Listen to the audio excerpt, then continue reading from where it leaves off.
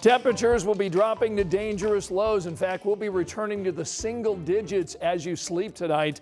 This cold blast comes on the heels of today's snowfall in portions of central Indiana. We had crashes reported across our state today. In fact, one driver was killed on US 31 in Hamilton County, just north of State Road 38.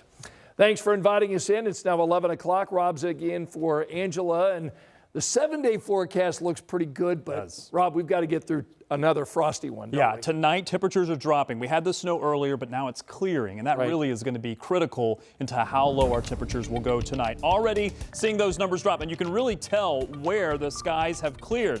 Look at where the temperature is now, 8 degrees for Crawfordsville. That's where skies have cleared. They cleared earlier in the evening, and now that clearing is going to continue taking place. We're down into the teens. I think everyone should be able to at least get into the single digits. Now down to 8 for Lafayette. Again, that's where the clearing is taking place. There are still a few snow flurries or light snow showers on radar, but all of this is moving out. It's all a part of this larger system that we hope to move out of here over the next few hours, and clearing skies are expected for tonight. Means your low temperatures will drop into the single digits, but the winds are also going to calm, so your wind chill won't be as much of a factor. It may play a role in dropping the temperature just a little bit down to near zero, but it's certainly not those negative values that we saw several nights ago. Here's your low temperature to start the night, or start the morning, I should say. And then look at this, sunshine expected for your Friday, but the temperatures only return into the 20s. Big warm up is on the way. I'll have that for you coming up, Scott. All right, Rob, thanks so much. So if you download our WTHR weather app right now, you can track these brutal cold temperatures in the morning. All the forecast information you need right there on your phone. Go get it before you fall asleep tonight. It's a free download in your app store. You know, we're getting calls from clients that they're terrified to leave their house because they don't know if ICE is going to be at their door.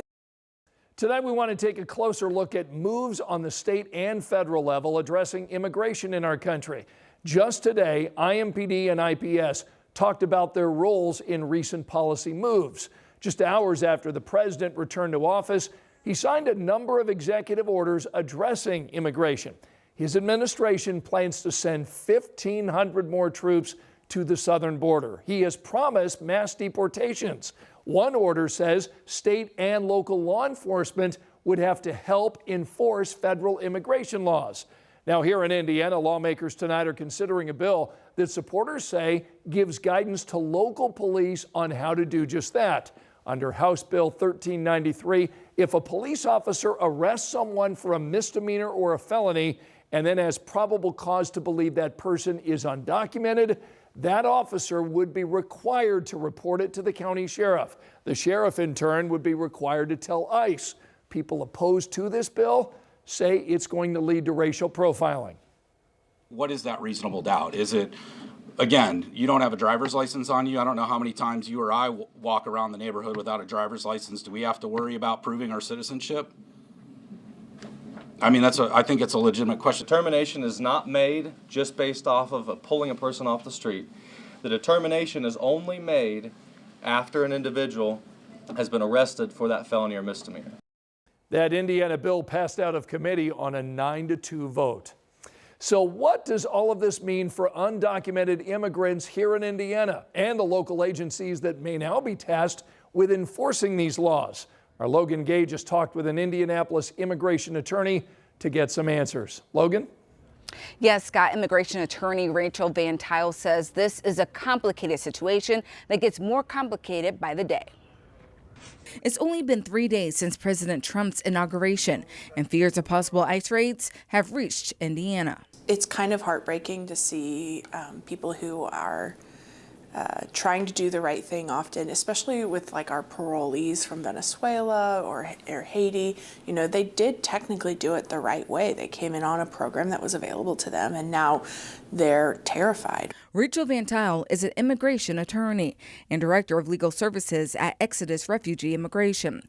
She says it's been demoralizing to see recent plans to end a policy restricting ICE agents from arresting undocumented people at sensitive locations like churches, schools, and hospitals. We've had a lot of calls, a lot of, people just asking, what do I do? What do I do in this situation? How do I, how do I protect myself? That announcement has sparked local agencies like IPS to send this letter to parents, reassuring them their kids are safe at school regardless of immigration status, and highlighted some of their policies in place to protect the privacy and security of students and staff, such as IPS not allowing any enforcement actions by ICE on school grounds without proper legal documentation. IMPD Police Chief Chris Bailey also sharing this post on social media, saying local police have no power to enforce federal immigration law and that they've never been asked to take part in immigration sweeps, nor do they plan to do so. I'm really proud of our city for continuing to be the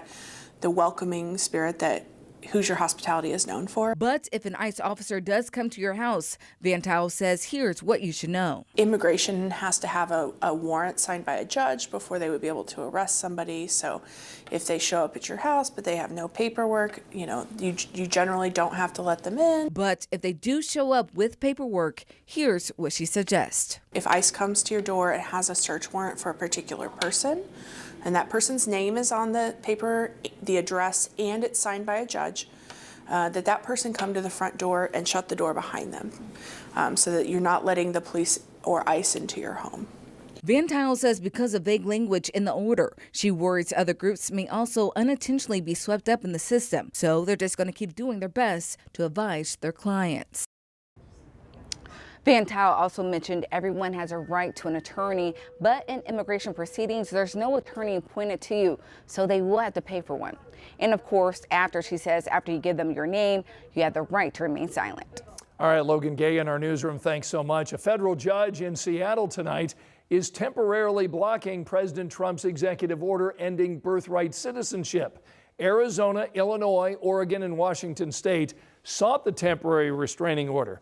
Now, it applies nationally. There are 4 other lawsuits tonight challenging that order from 22 states and a number of immigrant rights groups. The judge in the case is a Reagan appointee. During a hearing, he said the order boggles the mind. President Trump is promising to appeal. And now to a push tonight to support public education and push back against a measure making its way through the Indiana State House. Right now, state lawmakers are considering a bill that could lead to a state takeover of Indianapolis public schools and several other school districts across our state. So essentially, if 50% or more of a district students are enrolled in charter schools, all the public schools would be then converted to charters. The author of the bill says it's to ensure school corporations are giving children the best education possible. But a professor at IU Indianapolis told us this isn't the way to do that. Schools just close in the middle of the semester, or you'll have your kids, you work hard to get your kids in one school, and that school closes and you have to look for another school, They don't talk about any of that. They don't talk about how low performing several of the charters are. The IPS board has expressed opposition to House Bill 1136. Now, we did reach out shortly after the bill was filed. The board issued a joint statement urging Indiana lawmakers to partner with IPS and community stakeholders to shape the future of education here in Indianapolis. Tonight, 3 people are under arrest after a months-long human trafficking investigation.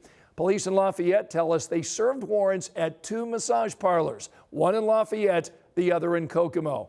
Investigators say those businesses were fronts for prostitution. Police say they found 4 alleged victims, all women, during that operation. A 16-year-old girl is safe tonight, but over the weekend, she says a Muncie man planned to sell her for drugs. She went on to tell us that she called police from Marion, saying she was with a 28-year-old acquaintance who would not let her out of the car. So when police got there, they say the girl's face had recent cuts. It was red and swollen. Right now, officers are looking into the possibility that there may be other victims. What my concern is maybe the underreporting of it, because it took this juvenile, it took a lot of guts and to report it and come in and give a statement that she gave to give us probable cause to make the arrest right then. So that's a lot of bravery that she has shown.